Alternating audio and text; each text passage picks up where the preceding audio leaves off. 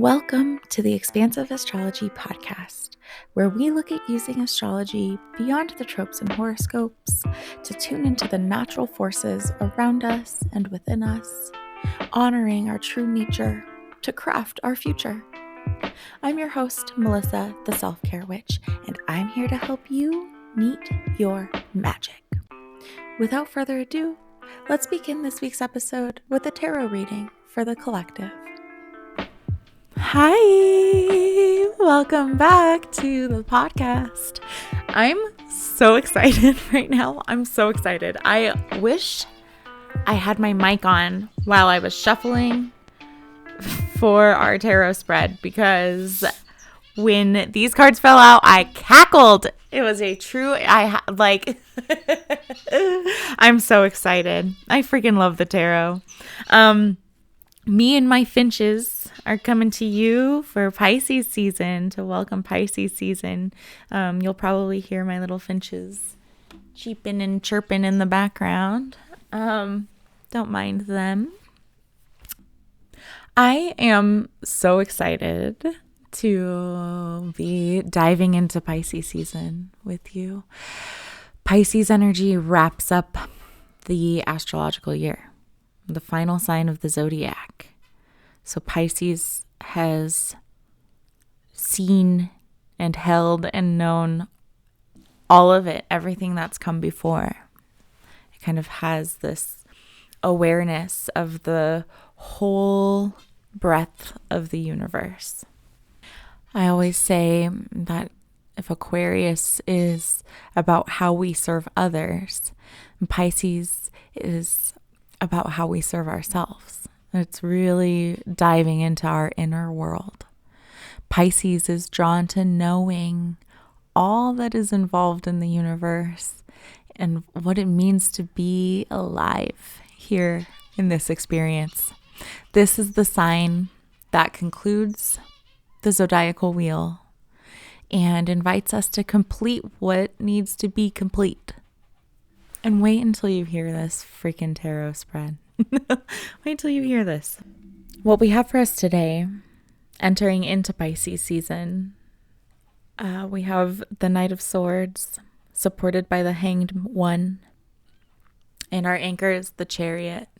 And you'll hear just how relevant that is as we go through it. So let's just jump right in. First, the Knight of Swords. This is asking us to trust where we're going, trust our path. The Knight of Swords is about how we're moving through the world. And in Soul Tarot, there's this invitation to allow ourselves. There's a surrender aspect, right? Which is emphasized in the Hanged One. There's like this calling to surrender to your path. Surrender to where you're going. And the phrase that I always think of for this card that always resonates when I see this one, it's like, are you willing to go farther and faster than even feels comfortable for your brain? The Knight of Swords is about like getting your swords on board with some really swift movement. Getting your brain on board with how you need to move through the world, how you need to send your message out into the world. So like doing the work to get the brain on board with that, and knowing that it's not always going to be comfortable, you know? In fact, like, it's often incredibly uncomfortable for our brain and our ego, right? This Knight represents a willingness to step forward in some way. Are you willing to step forward and flow? Are you willing to step forward into like your mission, even when it feels uncomfortable to your brain? This card invites you to bring forth your message without hesitation. even when it feels uncomfortable? Are you willing to go farther and faster than feels comfortable to your brain? And that's supported by the Hanged One, which is one of the cards for Pisces season. And as I was shuffling, I saw it kind of like poke itself out a little bit, and but it wasn't all the way, So I shoved it back in the deck, and then when it actually fell out, I laughed. The Hanged One is the ultimate surrender card. The Hanged One is all about leaning in to where you are, whatever that looks like. Even in the most dire of circumstances, right? Can you stop trying to resist what exists and lean into it? Can you stay with what is? What you resist persists. Remembering that the more we try to resist where we are and what we need and what is needed of us, it persists. It doesn't just go away, or it alchemizes into something worse. It alchemizes into health problems, anger, resentment, hopelessness. So, can you allow yourself to fully surrender to the experience that you're having? Can you find spaciousness here, connection here, sovereignty here, wherever you are? Even if you're kind of ready for whatever's next, try not to rush it. So it's interesting that the first card is are you ready to go farther and faster than you've ever even believed in? And then that's supported by, and don't rush it, and make sure you're really present with what is. Make sure you're really staying sovereign. That word sovereignty is really coming up for me. I don't know if it's ever come up this much in my reading of this card, but the Knight of Swords supported by the Hanged One. Really doing work to keep your brain on board with where you are. Be careful with how you're and mindful, right? Be careful and mindful with how you're using your brain, how you're stepping forward with your message. Very careful and mindful with how you're showing up to what is. And our anchor for this season is the Chariot, which made me laugh again, because the Chariot was the card, it's the 7 card, and 2023 was a 7 year. And in some ways, for me, January through March is a very liminal time. I know it's not just me. It's the new year before the new year. So I almost, our anchor, the Chariot, reminding us to take a look at how far you've come and how you got here. This card is like a graduation point. It's an evaluation. You kind of ask, have I gone as far as I can go in this current chariot? This is the last season before the astrological new year, where we start anew in Aries. So really looking back at where you've come since last March. How far have you come since this time last year? What was your chariot year like? What have you graduated past, right? Like, how are you stepping forward? Now it's a strength year. It's an 8. It's very powerful. It's all about abundance. It's all about being seen, things coming to fruition, manifestation, abundance, money, baby, let's freaking go, right? Like there's like very electric energy for 2024. I hope you're feeling it. And I hope that it'll really keep building after like the spring equinox. If you're not really feeling it yet, like let's keep manifesting it. And really, I trust that we'll really be leaning into that as the year unfolds. We're just getting started, you know? It's kind of almost like this tarot reading is like, hey, last call. What do you need to slough off to step forward into this 8 year? The great 8 year. I will refrain from rhyming. Though my brain was very amused when it realized that I could say great 8. You should have seen the smile on my face. Okay, I will refrain. What do you need to slough off? What are you done with? What is actually holding you back?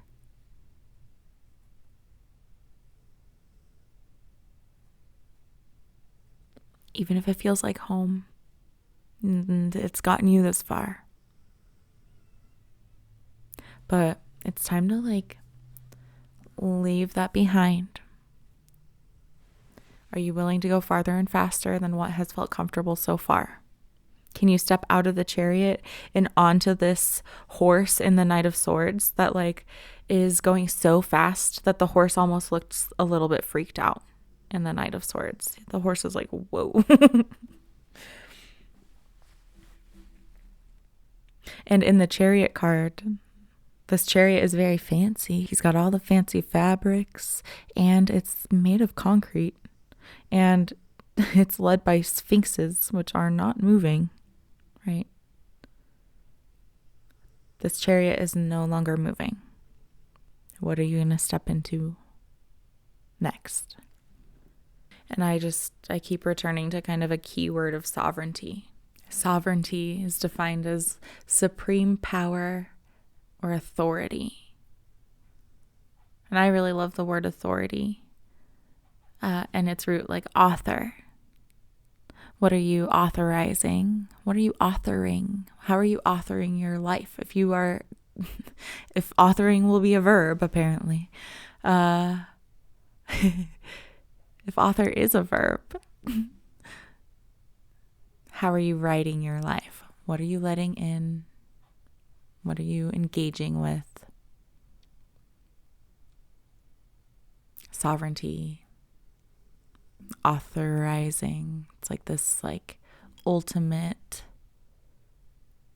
empowerment, you know?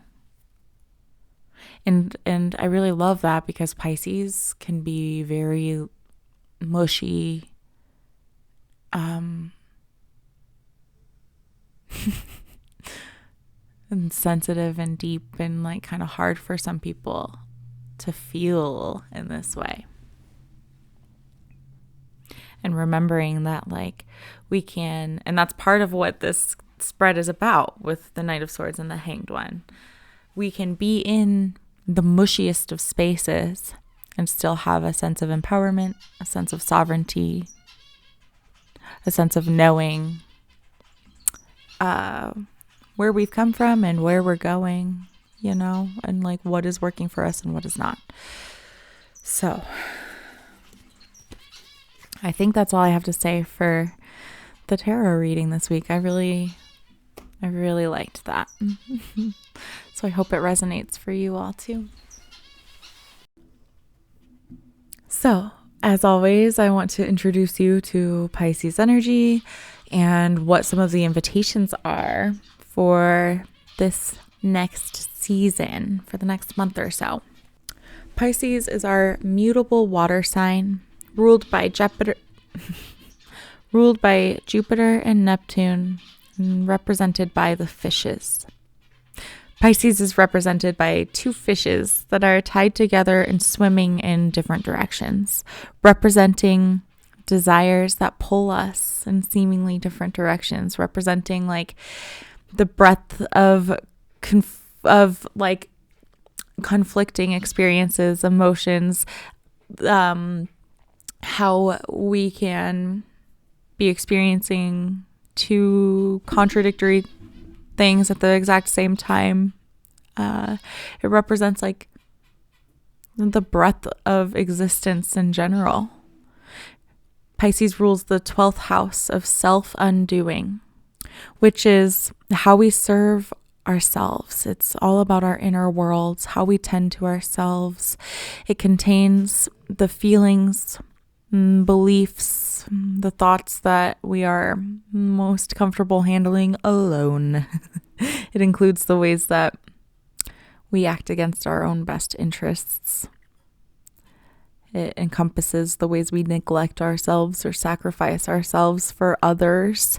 It's like self-destruction. It holds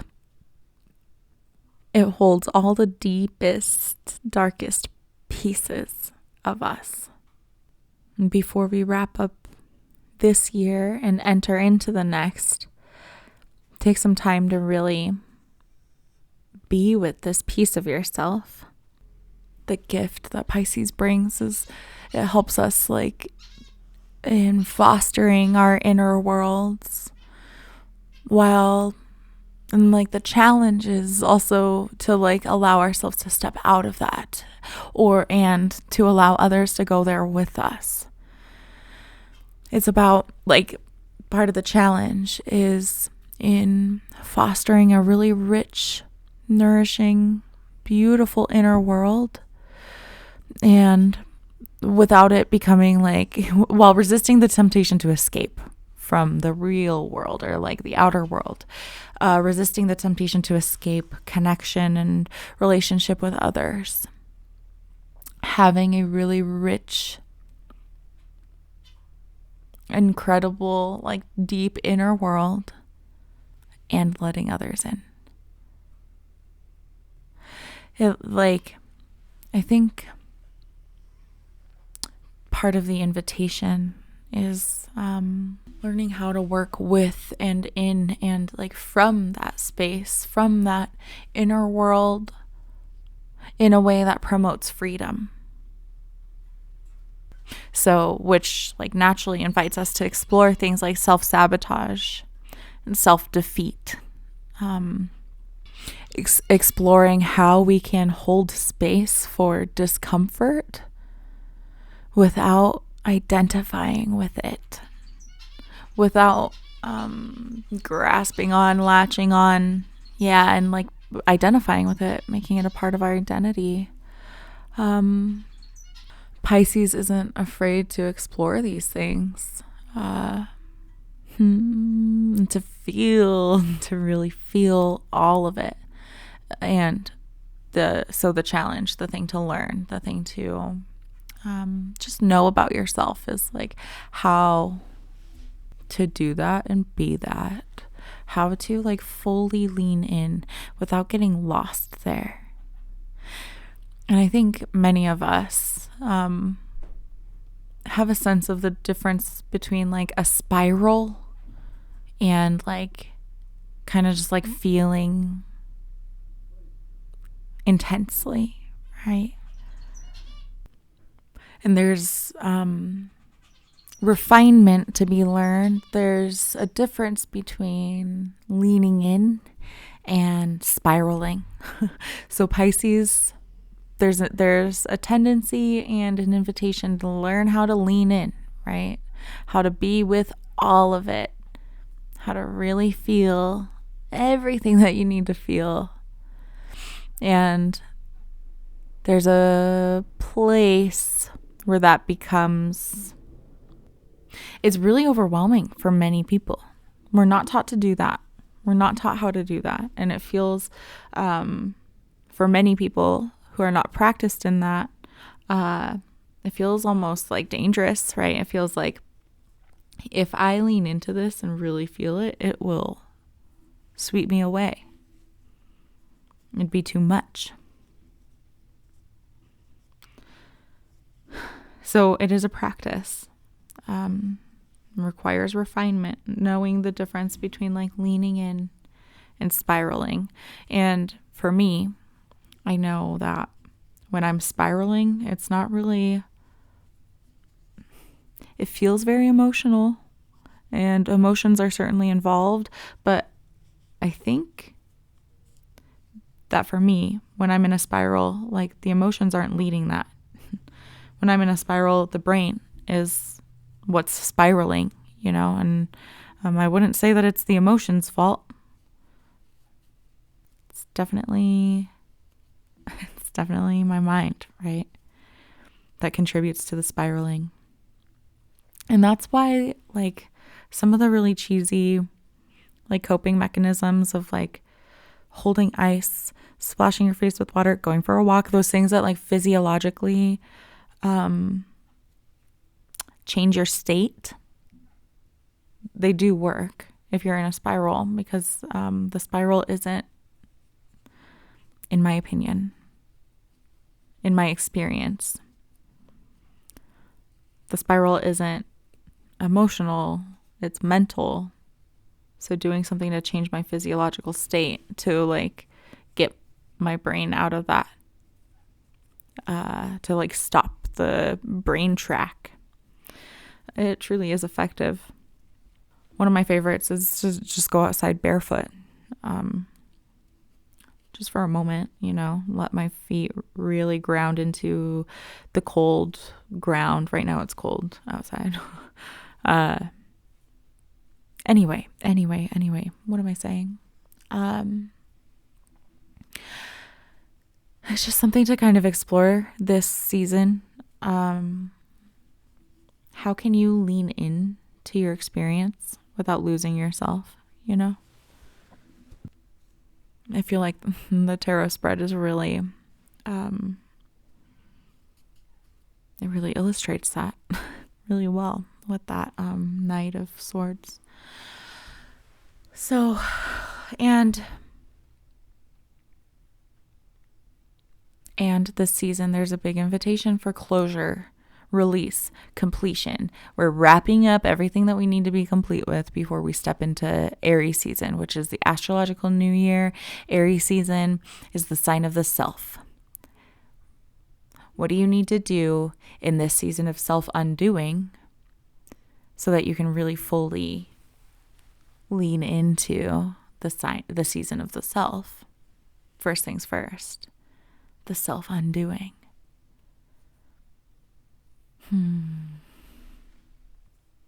Self-undoing as a concept, I feel like I still, this is my third year doing expansive astrology, and every Pisces season feels like a bit of a mystery to me, like that concept of self. And I'm a Pisces moon, so on the one hand, I feel like I understand this energy very intimately, and on the other hand, it's still such a mystery to me. Like what does self-undoing mean to you?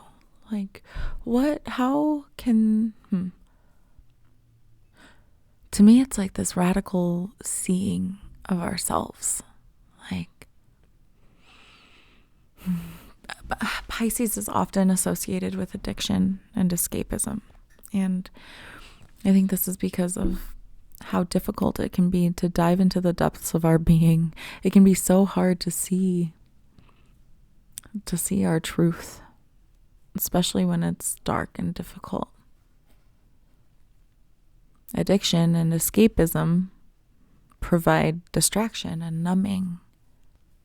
So to me, part of the invitation of Pisces is like to be looking at the shadow, right? We're looking at all parts.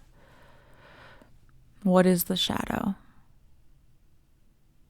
Those things that lurk in the depths of our being, the depths of our psyche, the depths of our mind. Pisces sees it all. And when we let these things go unaddressed, it causes big issues. So we can engage with this from a place of empowerment where we are casting a light on the shadows that dwell within us so that they don't run the show, so that we can more consciously act from a place of empowerment. Carl Jung described the shadow as like being made up of every part we disown within ourselves. So, what do you disown that is within you? Jealousy, neediness, fear, addiction, anger issues, ego shit, jealousy, prioritizing external things like things, money, status, titles. What do you disown that is within you?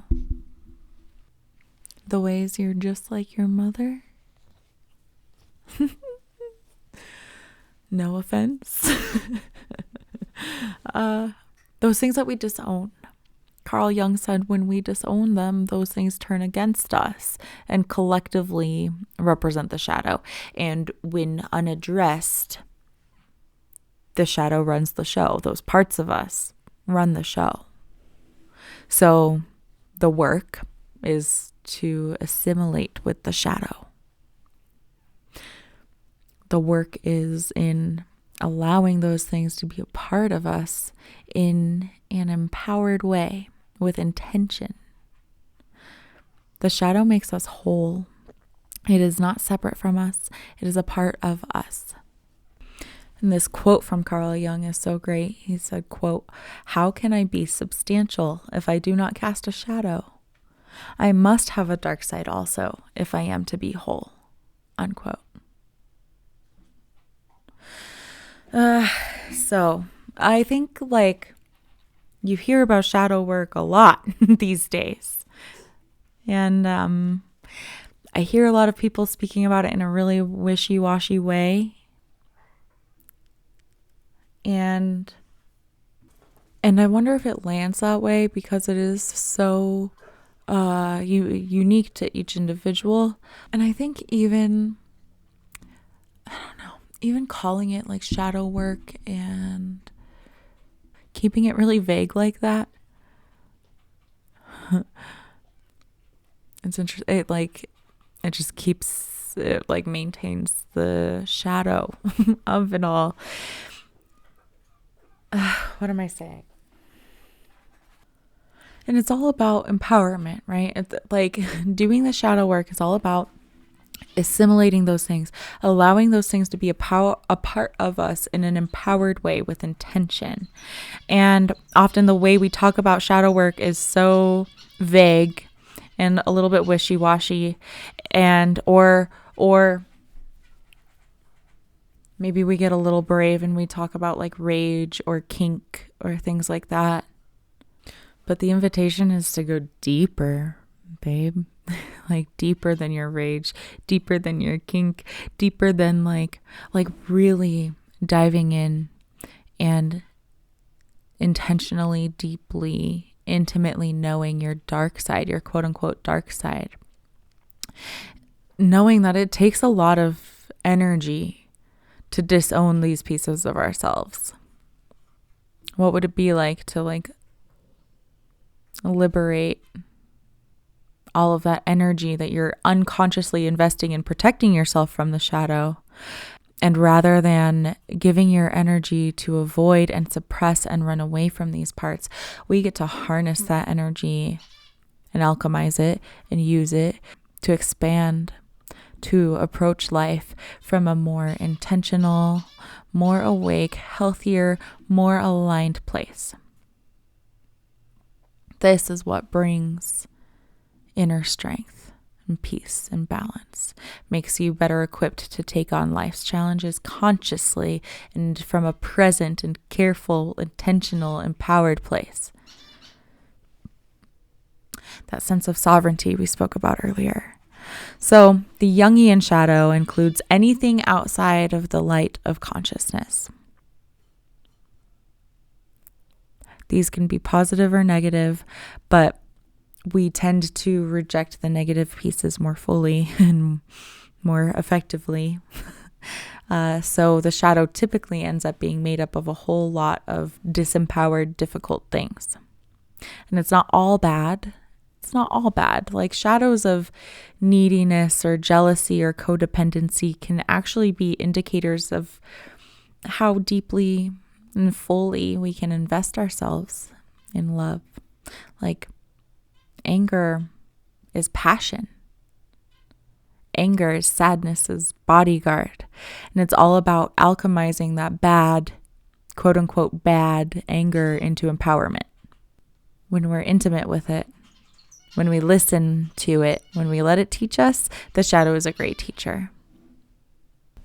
And Carl Jung said, the less the shadow is embodied in the individual's conscious life, the blacker and denser it is. So what do? We notice, first, notice what you disown, deny, and discard. And connect with your childlike self, your animal instincts, your primitive self, your intuition. Who were you before you were repressed? Who were you before you were told what to be ashamed of? What existed inside of you before you were told to feel shame? Every child knows kindness, love, generosity, and they also know anger and greed and selfishness. It's all natural. They're all shared human experiences, but as we grow up, traits considered good are accepted and others are rejected, and our basic human need is to feel accepted and belonging. We learn very quickly which of our actions and feelings are acceptable and which will be rejected, and so when things like expressions of anger or selfishness or greed, when those things are rejected, it threatens our basic human instinct to seek belonging.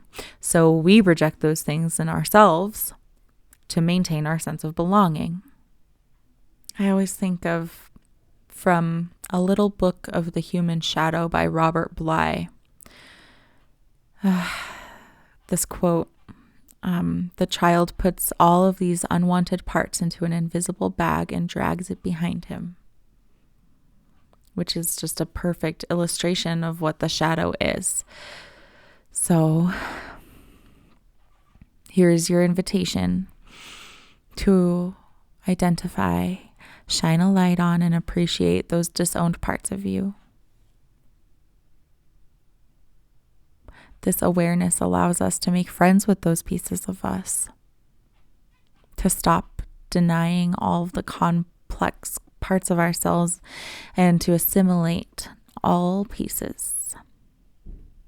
It's like building on Aquarius, where a huge focus for Aquarius is seeking congruence, right? Allowing ourselves and what we're showing the world to be as congruent as possible with what is happening inside our inner world. As you're doing this work and exploring these things and moving through Pisces season, remember that where there's fear, there's medicine. So those things that trigger our shadow and our shadow itself can be medicine. And medicine is often really bitter. We don't want to take it, or we forget to take it, or we stop taking it before it's finished because we feel better already and we feel like it should be done. But when we view those bitter things as medicinal, we get to empower ourselves to find the healing in every bitter thing. Find the healing in every bitter thing. And there's like really good news. The good news is that the conscious self employs the shadow, not the other way around. If it were the other way around, we would all be a slave to our shadow. And we're not. We're not. We have sovereignty. We can have a relationship with our shadow. We can employ the shadow, not the other way around. We can have a positive, informed, helpful relationship with the shadow. Just requires brutal honesty with ourselves. That's all. It's courageous work. Like having a willingness to be imperfect, a willingness to own those things about and within us that we've spent our lives working so hard to suppress and deny. And doing this shadow work makes us more honest, more awake, better able to show up in our relationships, better able to own our own shit, and more capable of acting from empowerment rather than whatever is lurking quietly within us, right? The 12th house of our inner world of self-undoing, how we tend to ourselves, and how we neglect ourselves or sacrifice ourselves for others. So now here we are at the end of the zodiacal year, still healing, but grateful for the lessons and choosing what to bring forward with us. So we're supported in this work with a full moon in Virgo and a new moon in Pisces.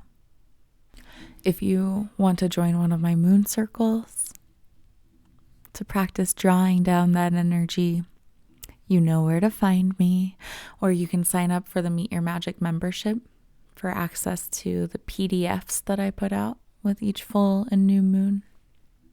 Also, with the full moon in Virgo, we are doing a money manifestation dance temple, and oh my God, it's going to be good. I really hope to see you there. Again, my dance temples are every month with the full moon. It's a new thing, but it's for members only. So you can sign up for $25 and I'll see you there. That is on Saturday, the 24th.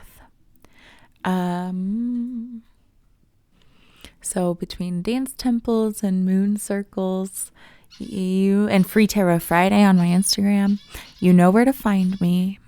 Please don't hesitate to reach out. I'd love to hear from you. How are you doing? How is this resonating for you? What is standing out to you? I'd love to hear from you. I'd love to connect with you. I'd love to have you sit in a circle with me. Please don't hesitate to be my friend. I want to be friends with you. Okay, I don't know why I said it like that. Finally, the last thing I'll say, if you're still here, I don't know. The podcast is getting a glow up very soon. Maybe even the next time you hear from me. Maybe. You might hear from me once or twice before, but it's coming. And so this just is feeling very exciting and weird to be ending this podcast, this episode, because I don't know what things are going to look like next time. Some things are coming down the pipeline. Some changes are coming that I'm very excited about. So I just have to share that excitement with you. You'll see soon. So if you're here, thank you for being here. I love you so much. I'm rooting for you. Let me know how I can support you. And until next time, take care. Bye. Now, before you go, let me keep your ear for just a moment. This week's episode is brought to you by www.theselfcarewitch.com, my bread and butter, where you can find more information on my current courses, offerings, and other fun ways to connect with myself and yourself. If you enjoyed this episode and you dig what I'm doing here, please subscribe to the podcast, rate it, and leave a review. It helps so much. And if you'd like to connect with me, head to theselfcarewitch.com. I'd truly love to hear from you. Until next time, take care.